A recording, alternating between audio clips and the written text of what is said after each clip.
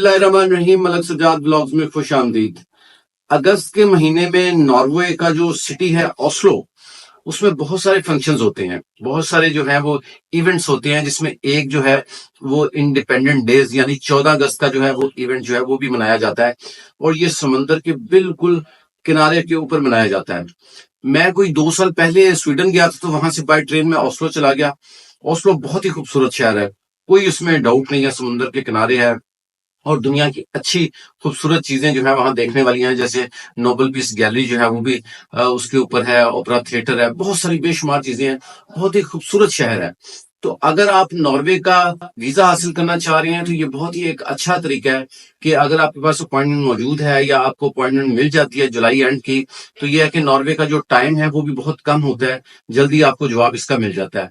तो अगर आप नॉर्वे का टूरिस्ट वीजा अप्लाई करने का सोच रहे हैं, तो बहुत बेस्ट जो है वो टाइम है।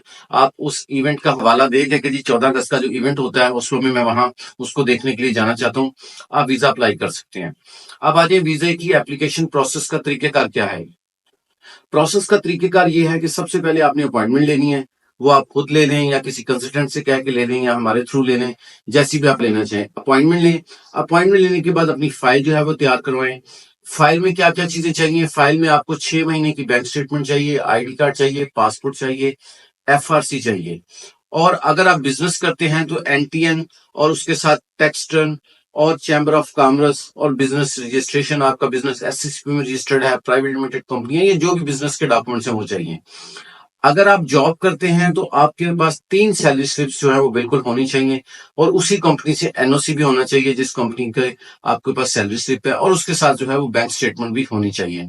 बैंक स्टेटमेंट अगर आपके पास अपनी ना हो, तो वो कंपनी जिसमें आप जॉब करते हैं, अगर वो आपको स्पॉन्सर कर दे, तो उस कंपनी की भी जो बैंक स्टेटमेंट होती है वो भी एक्सेप्टेबल होती है। तो नॉर्वे का जो है वो विजिट वीजा अगर आप अप्लाई करने का सोच रहे हैं, बहुत बेस्ट टाइम है। इस सिलसिले में मजीद इंफॉर्मेशन चाहिए, हमारे ऑफिस से आप कांटेक्ट कर सकते हैं। इंशाल्लाह ताला हम आपको गाइड करेंगे। बहुत शुक्रिया, दुआ में याद रखें। अल्लाह हाफिज।